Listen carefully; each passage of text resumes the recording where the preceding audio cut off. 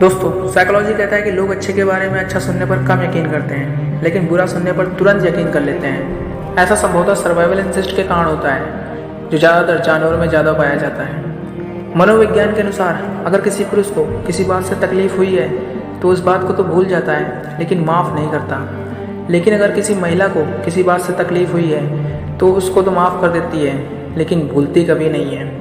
एक रिसर्च से यह सिद्ध हुआ है कि जितनी चिंता यानी टेंशन आजकल के बच्चे दिखाते हैं, उतनी चिंता 1950 में दिमागी मरीज दिखाते थे। एक इंसान के लिए सबसे मुश्किल बात है कि खुद को ये समझना कि अब मुझे किसी की परवाह नहीं है। एक रिसर्च में यह साबित हुआ है कि यदि आप अपने गोल से लक्ष्य किसी को बता देते हैं तो आपके सफल होने की संभावना 70% कम हो जाती है। ऐसा इसलिए होता है क्योंकि आप प्रेरणा खो देते हैं, यानी अपने आप को भूल जाने लगते हैं। वो कहते हैं ना, अपने अंदर की बात शेयर कर दो तो मन हल्का हो जाता है। Same that here. और साइकोलॉजी कहता है कि 90% लोग मैसेज या पत्र में वही चीज़ें लिखते हैं जिन्हें वो खुद कह नहीं सकते। और आपको अपना फेवरेट सॉन्ग आपको इसलिए पसंद है क्योंकि वो सॉन्ग आपकी लाइफ में कहीं ना कहीं या किसी न किसी असल घटना से जुड़ा हुआ होता है। साइकोलॉजी कहता है कि हम जितना ज़्यादा दूसरों पर खर्च करते हैं, हम उतने ही ज़्यादा खर्च रहते हैं। एक रिसर्च में यह पता चला है कि 18 से 33 साल की उम्र के व्यक्ति सबसे ज़्यादा तनाव में रहते हैं, और 33 साल की उम्र के बाद ये तनाव धीरे धीरे खत्म हो जाता है। यदि आप अपनी भावनाओं को छिपाओगे तो दूसरे व्यक्ति के लिए आपको समझना मुश्किल होगा। समझे तो आप अपने आप को जितना ज़्यादा सीक्रेट रखेंगे, लोग आपके बारे में जानने के लिए उतना ही ज़्यादा उत्सुक रहेंगे।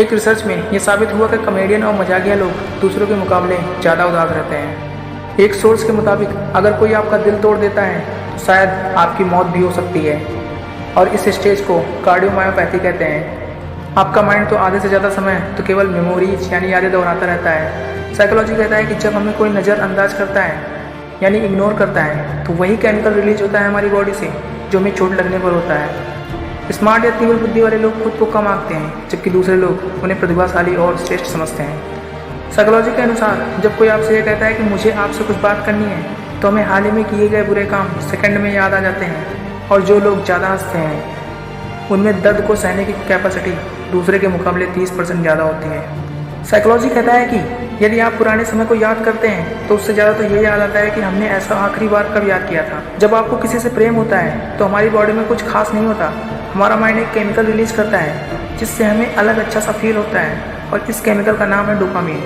मनोविज्ञान कहता है कि हम जो भी सोचते हैं उसका 90% हिस्सा हमारे दिमाग पर असर करता है। वैसे तो एक गलत विचार पूरे माइंड को दूषित कर देता है। आप जितना ज़्यादा समय किसी के साथ बिताते हैं तो कुछ दिनों के बाद आप उसकी आदतें अपनाने लगते हैं, इसलिए आप अपने दोस्त सोच समझ कर बनाएं। 90% लोग सोचते हैं कि समय पीछे चला जाए।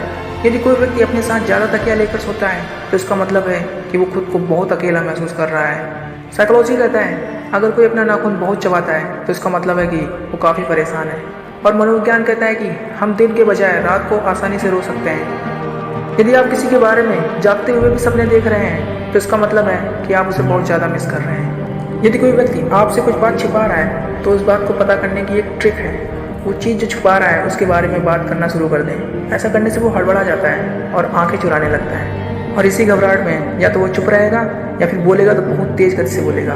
अगर कोई व्यक्ति कम बोलता है लेकिन तेज़ी से बोलता है तो इसका मतलब है कि वो गोपनीयता वाला शख्स है जो ज़्यादातर अपनी बातें अपने तक ही सीमित रखता है। अगर कोई इंसान छोटी छोटी बातों पर गुस्सा या चिड़चिड़ा हो जाता है तो इसका मतलब है कि उसे आपके साथ और प्यार की ज़रूरत है। और कोई इंसान छोटी छोटी बातों पर रो देता है तो इसका मतलब है कि वो बहुत नरम दिल वाला इंसान है। अगर कोई व्यक्ति बहुत ज़्यादा सोता है तो इसका मतलब है कि वो अंदर ही अंदर घुट रहा है और किसी बात से बहुत ज़्यादा दुखी है। साइकोलॉजी कहता है कि अगर कोई इंसान रो नहीं सकता तो इसका मतलब है कि वो इंसान भावनात्मक रूप से कमज़ोर है। रोना एक व्यक्ति को कमज़ोर नहीं बल्कि भावनात्मक रूप से मजबूत बनाता है।